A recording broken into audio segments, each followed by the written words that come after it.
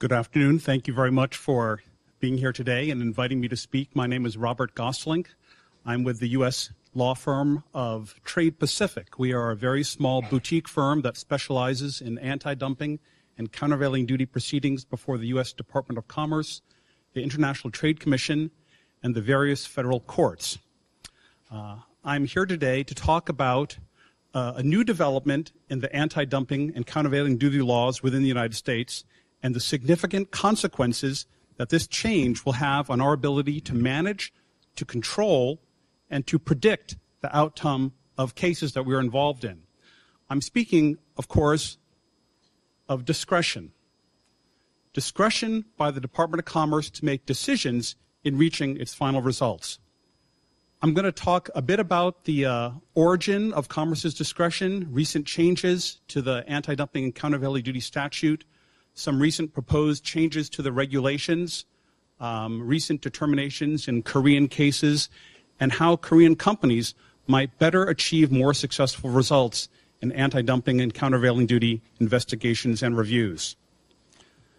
But first, I'd like to give a brief overview of my feelings on this particular topic.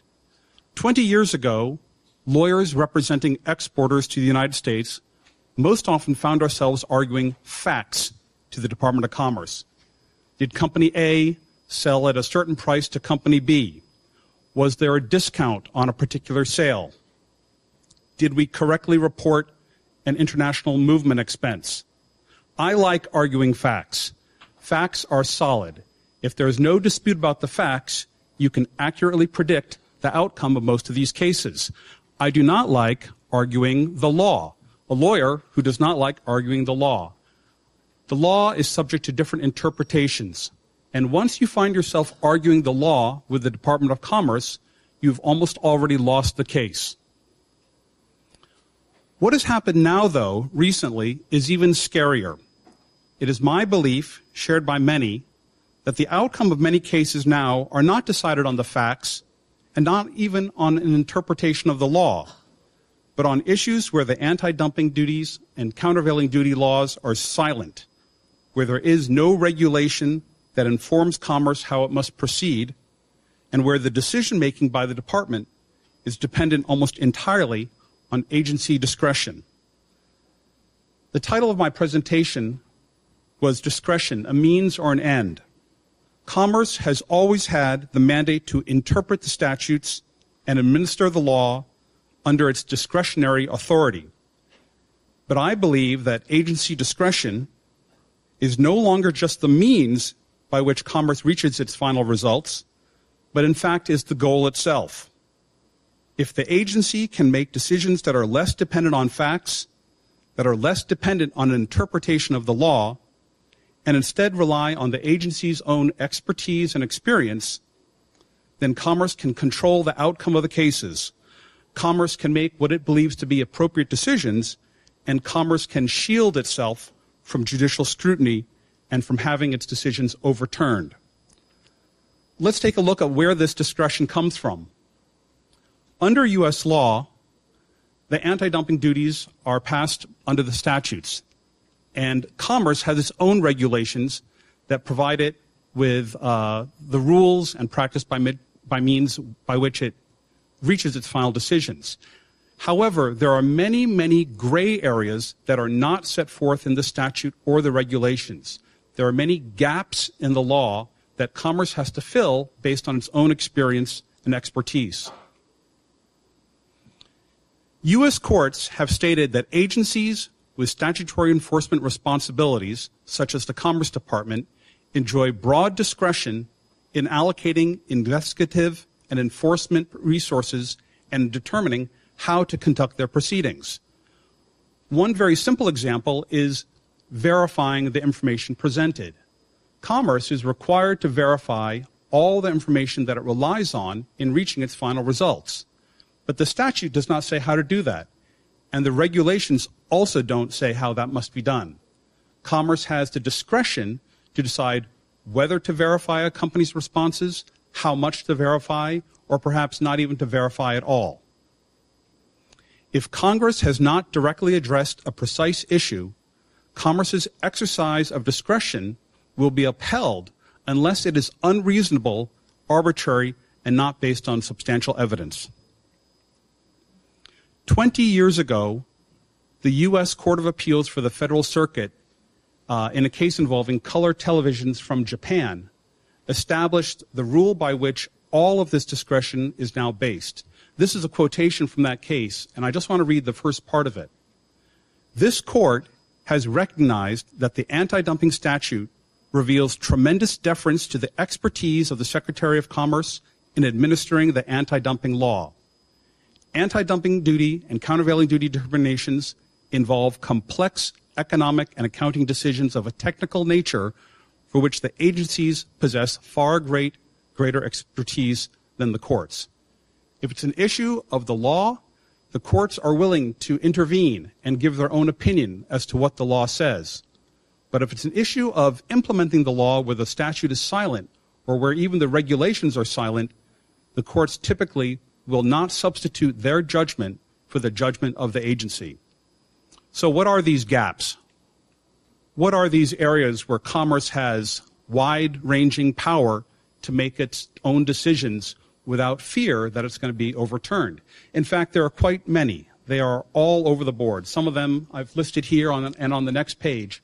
For example, limiting the number of respondents that Commerce chooses to investigate in any case.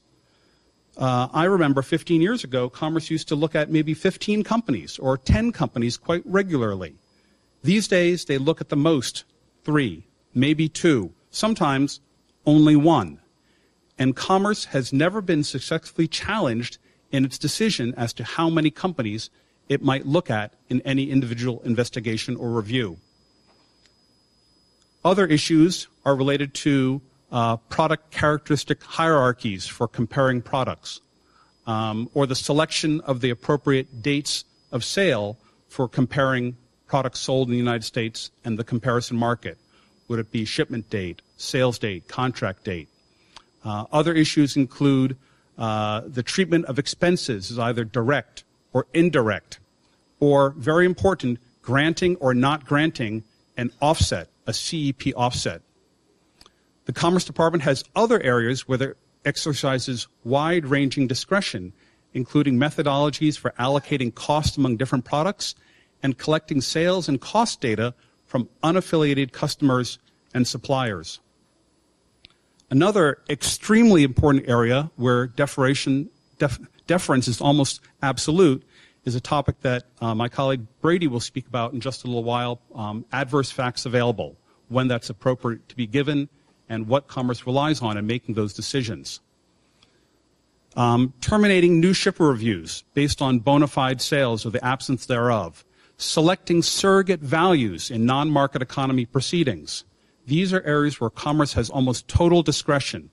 And last, in an issue I know is very relevant to a lot of cases in Korea, the selection of the profit ratio to be used when there's no viable home market sales. Starting last summer and continuing even now, there have been important amendments in the U.S. trade laws. In almost every case, the key change was not a revision to the law. It was not a change in practice. In almost every case, it was the provision of additional discretion to Commerce in how it administers the dumping laws and the countervailing duty law. One change relates to the consequences of failure to cooperate in a proceeding. Once again, I think Brady might speak more to that issue. Another amendment allows for an expansion of the concept of a particular market situation. In its most basic form, an anti-dumping investigation consists of a comparison of the U.S. selling price and the selling price in a comparison market, most often the home market of the countries involved. However, Commerce can disregard a respondent's home market sales if a particular market situation exists. The new amendment to the law expands this discretion to costs of production as well. This change will result in Commerce examining broader economic considerations, such as government involvement in the industry, for example, in supplying key material inputs or energy. And it might result in Commerce ignoring a company's actual cost and resorting instead to other costs in conducting its dumping analysis. Once again, whether a particular market situation exists either for sales or for cost is not set forth in the law or the regulations. Rather, it is totally dependent on Commerce's discretionary authority. Another important change relates to cost investigations.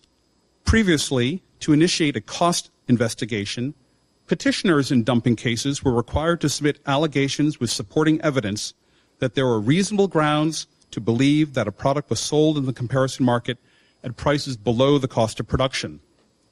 Under the new law, Commerce now requests cost information in all investigations and reviews, and Commerce can determine if there are reasonable grounds to believe that a product is sold at prices below the cost of production, even if Commerce has never previously found that the exporter sold below cost. This amendment will allow Commerce even more discretion to disregard home market sales that are below cost and to rely on an alternate comparison to determine the level of dumping. A last change that I'd like to bring to your attention is also a very important one that permits a reduction in the burden on Commerce by almost eliminating the opportunity for there to be any voluntary respondents. Under U.S. law, Commerce is supposed to determine an individual dumping margin for each exporter of the subject merchandise, but Commerce may limit its examination to a reasonable number if it would not be practicable to examine all respondents. Exporters that are not selected may request voluntary respondent status, and Commerce is required to examine such voluntary respondents unless it would be unduly burdensome to do so. The new amendment, passed last summer, provides an additional list of factors that Commerce may rely on to decline to review voluntary respondents. These factors include the complexity of the issues, the number of proceedings that Commerce is undertaking, and almost any other factor related to the timely completion of each proceeding as Commerce considers appropriate. This amendment provides Commerce with strong protection against judicial challenges to its respondent selection decision, and in my opinion, basically eliminates the possibility of a voluntary respondent when Commerce chooses not to permit one. Just recently, in August, the Department of Commerce has announced a change in the hierarchy by which it compares U.S. prices to normal value.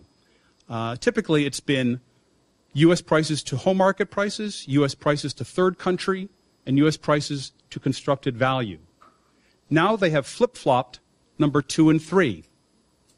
Now the preferred option, if this proposal is adopted, would be to look at constructed value as the basis for all comparisons when the home market is not viable or the home market has a particular market situation.